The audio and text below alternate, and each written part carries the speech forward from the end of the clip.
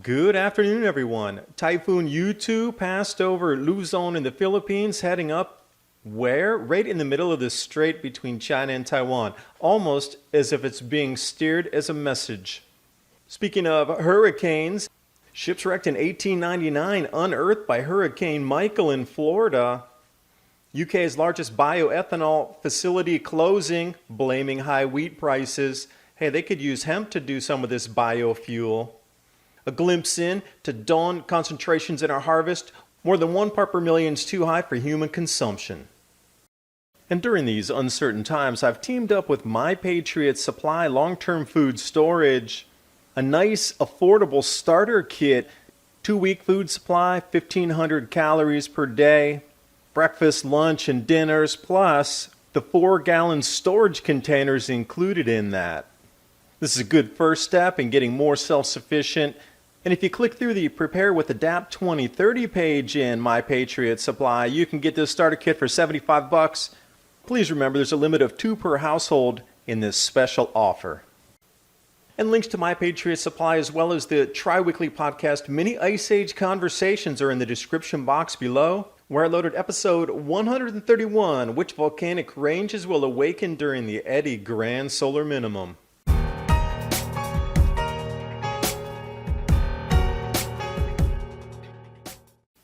And Typhoon YuTu continues to spin through the Pacific. It was the strongest typhoon to ever land across Saipan about a week ago. Now it's over Luzon, continues, and it's going to hook and go straight through the channel between China and Taiwan. Now this is a flashpoint. China's been talking about invading Taiwan in 2020. Now the only way they could do that is bring all their military over by sea going through the channel. Generally, this month right now is the only clean month that they can get because the seas are generally just way too rough to send that many troop carriers, supply ships, etc. through the channel. This, in my opinion, is a very clear message that this is being steered, and if you try that invasion, your ships will be wiped out by Mother Nature. Too coincidental in the timing to have this thing going right up the channel like this. Staying on tropical formations, Hurricane Michael unearthed some ships from 119 years ago. Again, we're talking about multi-century cycles anyway, and here we are. The same fleet was run up on the exact same shores where Hurricane Michael landed. Dog Island, 1899. Taking a look at some of the images from above here as well. Interesting photography. And what's most interesting, it's not just one ship that was unearthed, it was several that are showing now above the sand. Now, taking a look at where the actual fleet was wrecked onto Dog Island 119 years ago, you can see how many of those ships were stuck out there on the sandbar, grounded. And here they are again. And I would ask the question, are these patterns of the hurricanes cyclical also on multi-century cycles where we're seeing the same landfalls? If we went back 120 years in record, would we find a match to, say, the last 5 to 10 hurricanes and where they've come ashore across the United States? Now we're going to jump the pond over to the UK, the largest bioethanol facility set to close. The reason? High wheat prices. Now, they're also dabbling in there some delays in implementing biofuel legislation.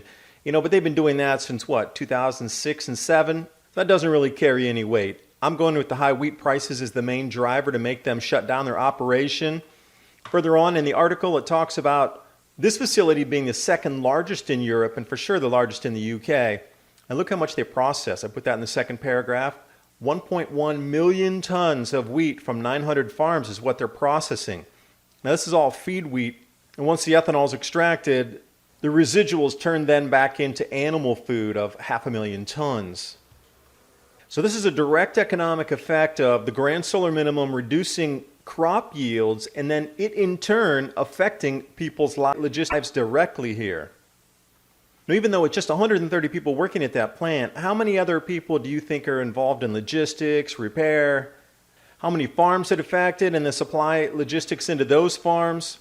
The seed suppliers, the fertilizer, everything on the way down is going to be this trickle down, if you will, because of this single bioethanol facility closing. Now, we don't really need that anyway. We can look for solutions, as I've always been stating. Hemp is going to be a major solution moving forward for fuels and food both, as our crop yields in traditional grains such as wheat, rye, barley, etc. start to decrease. And another factor I wanted to add into this, beyond just the actual tonnage losses due to droughts, out of season cold, the snowstorms on our crops during harvest season. Right now they're coming into harvest season, but I want to point out something. The toxins that are in the food, they're going to take some offline as well. So the aflatoxin in corn, anything above 20 parts per billion, is off limits for food or feed, both for human consumption or animal. Take a look at that Texas, 700 parts per billion. Definitely above the limit there. Kansas, Oklahoma, above the limits. And we just start to take a look, Illinois, Missouri. And then another type of contamination that's being measured in this harvest right now is the mycotoxin DAWN. It's in small grains. It discolors the head, turns it pinkish, yellowish. So the parts per million, not billions, parts per million. 1 part per million is too high for human consumption. Take a look at 5 parts per million, too high for animal feed. And we can see some of these producing states also, their yields coming out. I don't know what they're going to do with the wheat. Human and animal cannot consume it. It would have gone to bioethanol, I think. They're going to have to dump it in that category. So we're starting to see effects all over the planet in many different ways, shapes, and forms. Now you can really start to see all the different facets of the grand solar minimum and the way it's affecting economy, crop yields, crop quality, and how nature has the power to swallow our society or unbury it. Grand solar maximum, grand solar minimum. I prefer the heat because crops grow better. We're heading into the cooling. Thanks for watching. Hope you got something out of the video. If you like this type of information, 30 minutes on the go, tri-weekly podcast, mini Ice Age conversations, linked below in the description box, as well as the links to tonight's images and stories.